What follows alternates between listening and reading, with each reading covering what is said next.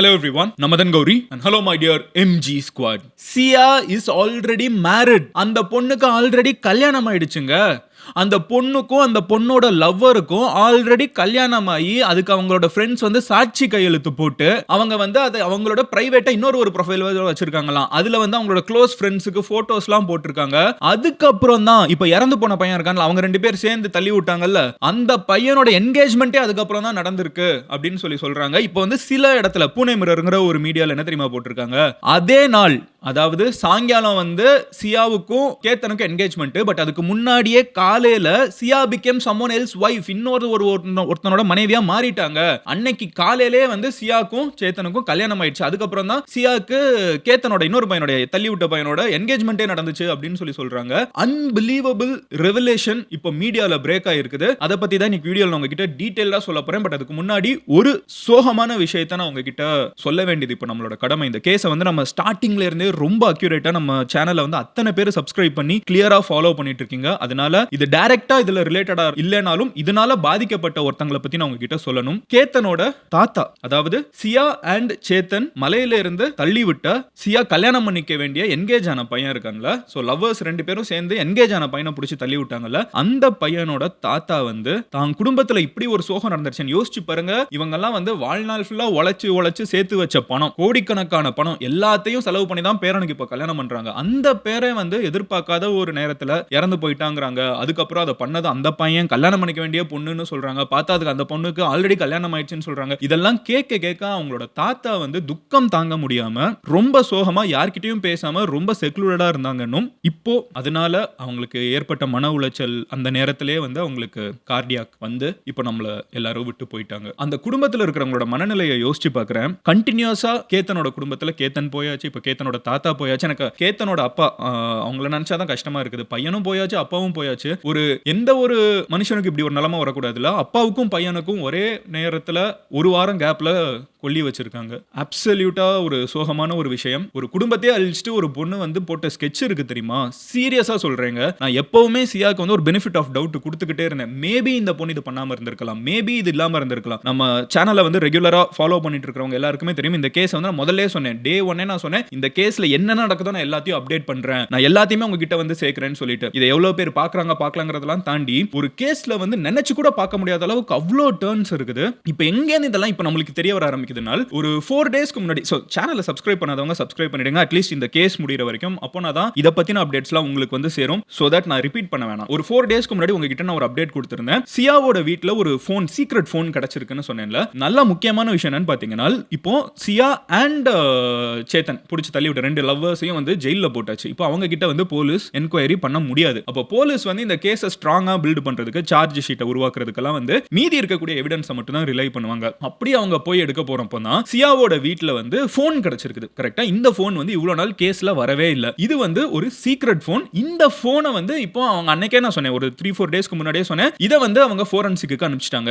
Means அந்த ஃபோன்ல நடந்த கான்வர்சேஷன்ஸ், அந்த ஃபோனுக்குள்ள யார் யார்கிட்ட பேசியிருக்காங்க, டெலிட் பண்ணாலும் அதை முடிஞ்ச அளவுக்கு ரெக்கவர் பண்ற வேலை எல்லாத்தையுமே போலீஸ் பண்ணிட்டு இருந்தாங்க. இப்போ இதன் மூலமா தான் இந்த டேட்டா எல்லாம் கிடைச்சிட்டு இருக்குன்னு சோர்சஸ் மூலமா நமக்கு தெரியுது. சோர்சஸ்னா என்னன்னா, போலீஸ் இந்த மாதிரி என்கொயரி பண்ணிட்டு இருக்கப்போ மீடியா வந்து கோர்ட்டுக்கு அதை வந்து போலீஸ் பிரசன்ட் பண்ற வரைக்கும் வெயிட் பண்ண மாட்டாங்க. அங்க இருந்தே போலீஸ் கிட்ட இருந்து அப்பப்போ வர லீக், போலீஸ் கிட்ட பேசி ஜர்னலிஸ்ட் எடுத்துக்கக்கூடிய நியூஸ் அதெல்லாத்தையுமே வந்து பிரேக் பண்ண ஆரம்பிச்சிருவாங்க. அந்த மாதிரி தான் இன்னைக்கு காலையில வந்து முதல்ல பூனே மிரர்ல வந்து சியாக்கு ஆல்ரெடி கல்யாணம் ஆயிடுச்சு, 1-2 நாளுக்கு முன்னாடி இல்ல 4 மாசத்துக்கு முன்னாடி எப்போ கேத்தனோட என்கேஜ் ஆச்சோ அப்பமே அவங்களுக்கு ஆல்ரெடி கல்யாணமான பொண்ணை தான் வந்து கேத்தனுக்கு என்கேஜ்மெண்டே நடந்திருக்கு. அந்த பொண்ணு காலையில கல்யாணம், சாயங்காலம் என்கேஜ்மெண்ட், ரெண்டு வேற பசங்களோட பண்ணிருக்காங்கங்கிற மாதிரி ஒரு நியூஸை பிரேக் பண்ணாங்க. லேட்டரா என்டிடிவி, இந்தியன் எக்ஸ்பிரஸ்னு சொல்லிட்டு இந்தியாவில் இருக்கக்கூடிய எல்லா மீடியாவும் இதை பிரேக் பண்ண ஆரம்பிச்சிட்டாங்க.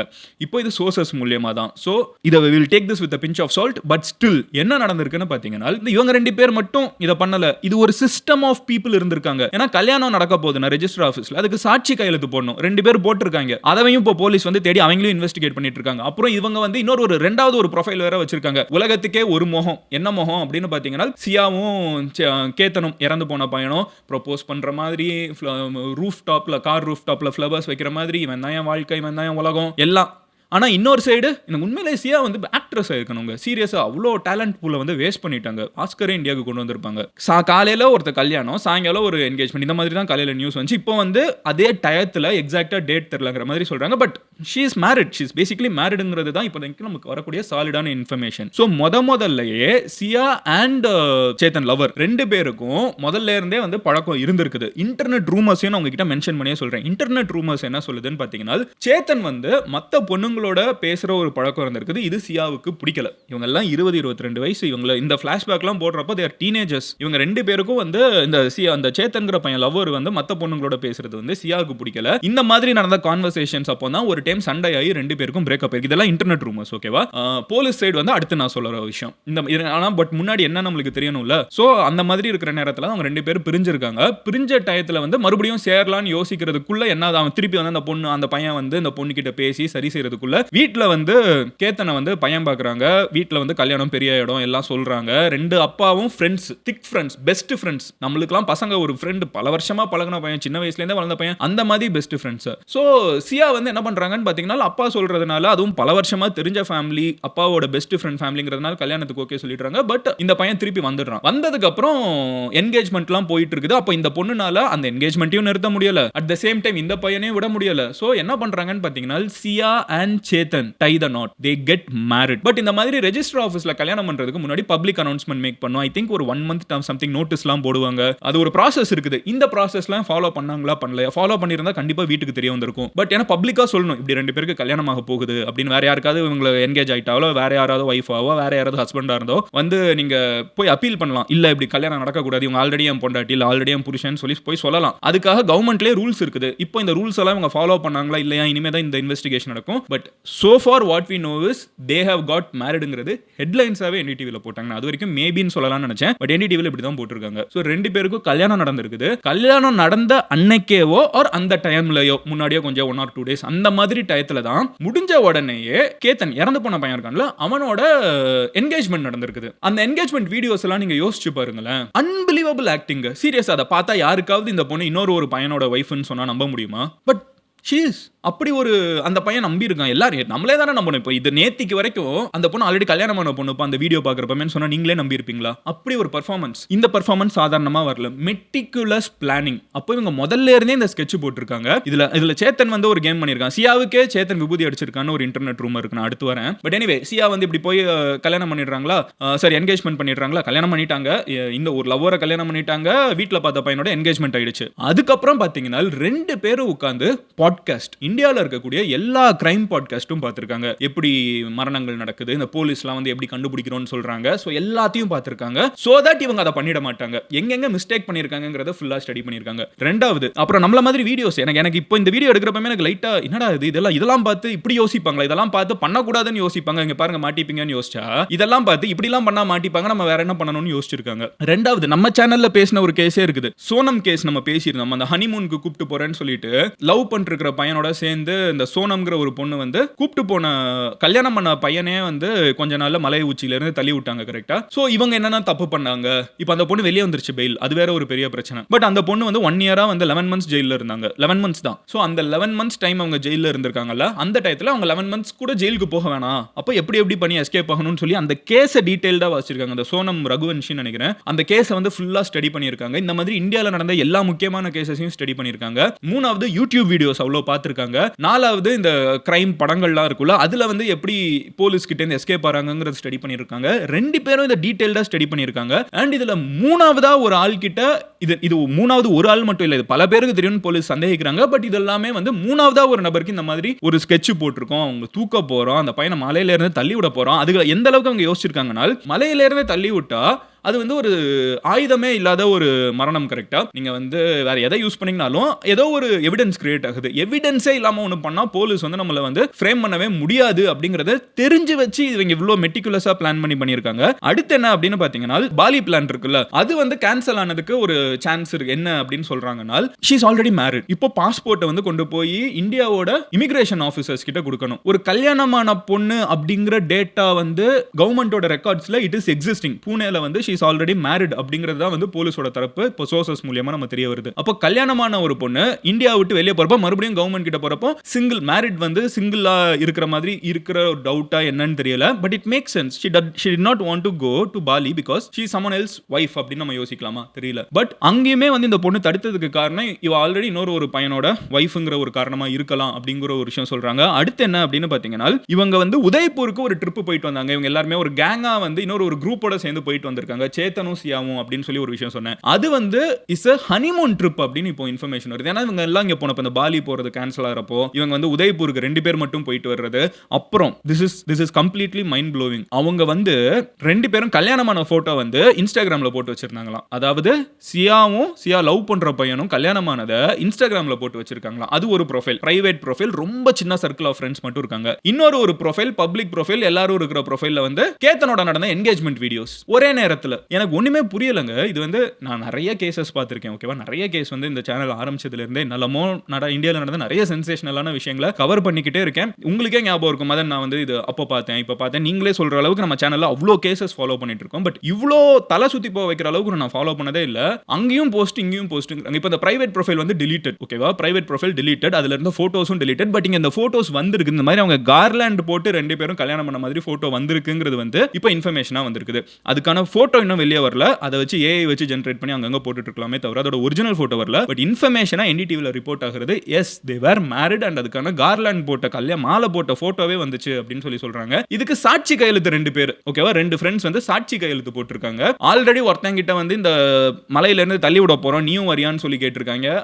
அது ஒரு பர்சன் சாட்சி கையெழுத்து போட்டது 2 பேர் 3 பேர். இது போக அந்த பிரைவேட் ப்ரொஃபைல க்ளோஸான ப்ரொஃபைல அப்ப இன்னும் நிறைய பேர் ஃபாலோ பண்ணிருக்காங்க. க்ளோஸ் ஃப்ரெண்ட்ஸ், பெஸ்ட் ஃப்ரெண்ட் சர்க்கிள்னு. அப்ப அவங்களுக்குலாம் தெரியும் இவங்க 2 பேருக்கு ஆல்ரெடி கல்யாணம் ஆயிடுச்சுன்னு. அது எத்தனை பேர்னு நம்மளுக்கு ஃபாலோவர்ஸ் எத்தனைன்னு தெரியல. பட் பேசிக்கா இது சியா மட்டும் நடந்த ஒரு விஷயம் கிடையாது. சியாவும் சேத்தனும் மட்டும் பண்ண விஷயம் கிடையாது. அதை தாண்டி ஒரு பெரிய ஈகோ சிஸ்டம் வந்து இவங்களை சுத்தி வேலை பார்த்திருக்காங்க. போலீஸ் இப்போ அத்தனை பேரையுமே பிடிக்கணும்னு சொல்லி அத்தனை பேர்கிட்டையும் கூப்பிட்டு இவங்க இப்படி ஒரு விஷயம் பண்ண போறாங்கன்னு உனக்கு தெரியுமா? கல்யாணம் பண்ண பொண்ணு எதுக்கு இன்னொருத்தனோட என்கேஜ் ஆக போறாங்க? அதை பத்தி நீ கேள்வி கேட்கல. இந்த மாதிரி கொஸ்டின்ஸ் எல்லாம் கேட்கணும்னு சொல்லி முடிவு பண்ணிட்டு போலீஸ் வந்து இப்போ அந்த ஆங்கிள்லயும் கொண்டு போயிட்டு இருக்காங்க. அப்புறம் இன்னொரு ஒரு விஷயம், இப்படி ஊருக்கே யோசிச்சு பாருங்க, ஒரு கல்யாணம் அதுக்கு ஒரு சின்ன சர்க்கிள் ஆஃப் ஃப்ரெண்ட்ஸ் தான் சாட்சி. அடுத்து ஒரு என்கேஜ்மெண்ட் அதே பொண்ணுக்கு வேற பையனோட, அதுக்கு உலகமே சாட்சி. அப்புறம் இது 2 போக இப்படி ஒரு சிஸ்டம் கிரியேட் பண்ணிட்டு நம்ம கிட்ட வந்து அந்த பையன் விழுந்துட்டான், தெரியாம விழுந்துட்டான், அதனால துக்கத்துல 3 வருஷம் இருக்கிறது. அந்த 3 வருஷத்துல வந்து தேவையான அளவுக்கு ஆல்ரெடி 1 கோடி ரூபாய் காசு வாங்கியாச்சு. அந்த காசை வச்சு பிசினஸ் பில்ட் பண்ணி இவனை பெரிய ஆளாக்கிட்டு சூரிய வம்சம் படம் மாதிரி இவன் கூட போயிடலாம். என்ன அளவுக்கு ஸ்கெட்ச். இதுல இவ்ளோ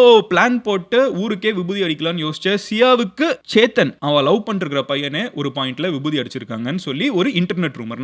நான் சொன்ன மாதிரி இன்டர்நெட் ரூமர்ஸ் முன்னாடி சொன்னேன்ல, இது ஒரு இன்டர்நெட் ரூமர். இது கன்ஃபார்ம் ஆகாம இருக்கலாம். பட் இந்த கேஸ்ல வந்து மோஸ்ட்லி எது ரூமரா இருக்குது, இதெல்லாம் ரூமர் தாங்க நினைக்கிறோமோ அது உண்மையில அதை விட இன்னும் பெருசா ஏதாவது ஒன்று சொல்லிட்டு போயிடுறாங்க. அதனால இதை நான் அட்ரஸ் பண்ணிடுறேன். இன்டர்நெட் ரூமர் என்னன்னு பாத்தீங்கன்னா, இன்டர்நெட் டிஸ்கஷன்ஸ்ல என்னன்னு பாத்தீங்கன்னா, சேத்தன் வந்து சியா கிட்ட இருந்து வாங்கின 1 கோடி ரூபாயில 1.5 லட்சம் ரூபாய் செலவு பண்ணி இன்னொரு ஒரு பொண்ணுக்கு ரிங் வாங்கி கொடுத்ததா ஒரு வெர்ஷன் இருக்குது. இதை நம்ம ஃபுல்லா பேக்கப் பண்ணி போய் என்ன நடந்திருக்குன்னு பார்க்க முடியலனாலும் இது வந்து ஒரு ரொம்ப சீரியஸான நியூஸ் போட மாட்டாங்க, லைட்டா ரூமர்ஸையும் போடக்கூடிய நியூஸ்ல வந்து அந்த மாதிரியும் வருது. அந்த பையன் வந்து இந்த பொண்ணு கிட்ட ஆல்ரெடி ஏமாத்திட்டு இருக்கான், இந்த பொண்ணுக்கும் அவனுக்கும் சண்டை வந்திருக்குது. அதுக்கப்புறம் அந்த பொண்ணு கொடுத்த காசுல 1 கோடி ரூபாயில 1.5 லட்சம் ரூபாய் இன்னொரு பொண்ணுக்கு ரிங் வாங்குறதுக்கு யூஸ் பண்ணாங்கிறது எனக்கு வந்து ஒண்ணுமே புரியல. இது எங்க போய் நிக்க போகுதுன்னே தெரியல. எத்தனை பேர் இதுல இன்வால்வ் ஆயிருக்காங்க எல்லாம் நம்ம சொல்லிட்டே இருக்கோம். பட் எந்த தப்பும் பண்ணாம எந்த ஒரு இஷ்யூக்குள்ளேயும் போய் சிக்க கூடாதுன்னு நினைச்சிட்டு இருந்த கேத்தன் மறுபடியும் கேட்டுக்கிட்டே இருக்கான் வீட்டுல. அப்ப நீங்க செக் பண்ணீங்களா, அந்த பொண்ணை நம்பலாமா? எனக்கு டவுட்டா இருக்குது, அவ ரியாக்ட் பண்றது வியர்டா இருக்குது, அவ பேசுறது எனக்கு கஷ்டமா இருக்குது, அடிக்கடி இன்னொரு பையன் கூட பேசிக்கிட்டே இருக்கா, எனக்கு டவுட்டா இருக்குப்பா அத்தனை தடவை கேத்தன் வீட்டுல பேசியிருக்காங்க. அவங்க அப்பா இருந்துகிட்டு இல்ல பையன் பெஸ்ட் ஃப்ரெண்டோட பொண்ணு நான் நம்பலான்னு சொல்லிட்டு அவரோட ஃப்ரெண்ட்ஷிப் சம்பந்தமே இல்லாம அவங்க நான் பார்த்து வளர்ந்த பொண்ணு நீ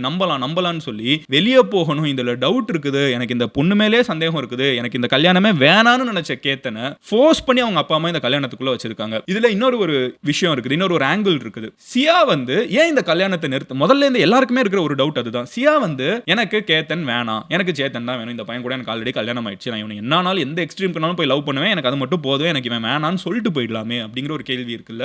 இதுக்கு வந்து சேத்தன் பகத் நம்ம எல்லாருக்குமே தெரிஞ்ச ரொம்ப ஃபேமஸான ஒரு ஆத்தர். இந்த நண்பன் படம் தமிழ்ல வந்துச்சுல, அந்த படத்தோட ஒரிஜினல் வெர்ஷன் வந்து எழுதினது அவர்தான். அந்த ஆத்தர் வந்து ஒரு ஆர்டிகல் இப்போ ரீசெண்டா எழுதியிருந்தார். அவர் என்ன சொல்றாருன்னா, இந்தியால எஸ்பெஷலி பெரிய பெரிய பணக்காரங்களோட ஃபேமிலியில, இது நார்மலா நம்மள மாதிரி வாழ்ந்துட்டு இருக்கக்கூடிய வாழ்க்கையில இருக்கிறவங்களுக்கு இந்த பிரச்சனை கிடையாது. எக்ஸ்ட்ரீம் பணக்காரங்களுக்கு ஒரு பெரிய பிரச்சனை இருக்குது. அவங்க எக்ஸ்ட்ரீம் பணக்காரங்களோட தான் கல்யாணம் பண்ணணும்னு சொல்லிட்டு ஒரு முடிவோட ஃபேமிலியோட இருக்காங்க. அப்படி இருக்கிறப்போ அப்பா அம்மா வந்து என்ன சொன்னாலும் கேட்க மாட்டாங்கன்னு தெரிஞ்சு அந்த குடும்பங்கள்ல இருக்கக்கூடிய குழந்தைங்க மோஸ்ட் ஆஃப் த டைம் மேரேஜஸ்ல வேற வழி இல்லாம கல்யாணத்துக்குள்ள போய் மாட்டிக்கிட்டோ இல்ல கல்யாணத்துல போகிறதுக்கு முன்னாடியோ they are most of the time in forced marriages. அந்த மேரேஜ் வந்து அவங்க ரொம்ப சீரியஸா எடுத்துக்கிறது இல்ல. ஆனா அந்த மேரேஜ் இருந்தாலும் இல்லைனாலும் அவங்களுக்கு எந்த வாழ்க்கையை பிடிக்கணுமோ அது ஒரு வாழ்க்கையை வச்சுக்கிட்டு ஊருக்காக சொசைட்டிக்காக இன்னொரு ஒரு வாழ்க்கையை எல்லாரும் பார்க்குற மாதிரி அல்ட்ரா ரிச்சான ஃபேமிலிஸ்ல நடக்குது அப்படின்னு சொல்லிட்டு சேத்தன் பகத் ஒரு ஆர்டிகல் போஸ்ட் பண்ணியிருந்தாரு. இதுக்கு சேத்தன் பகத்தை போட்டு பயங்கரமா பொளந்துட்டு இருந்தாங்க. யோ அதெல்லாம் சரியா, இறந்து போன பையனா என்ன சொல்றது அப்படின்னு சொல்லிட்டு. இது வந்து ஒரு எக்ஸ்ட்ரீம் கேஸ்னா அவர் ஆர்குமெண்ட் வைக்கிறாரு. வேற அந்த பொண்ணுனால அவங்க அப்பா கிட்ட போய் சொன்னா அவங்க அப்பா வந்து இல்ல என் பெஸ்ட் ஃப்ரெண்டோட பையன் சொல்லிட்டு இருக்க போறாரு. ஆல்ரெடி இந்த பொண்ணுக்கு இன்னொரு பையனை லவ் பண்ணிருக்காங்க, அவங்கள தான் கல்யாணம் பண்ணணும்னு சொல்லி முடிவு பண்ணிட்டாங்க. இந்த பொண்ணுக்கும் பேரு புகழ் அப்பாவோட பேரு, பூனேலே இருக்கக்கூடிய மிகப்பெரிய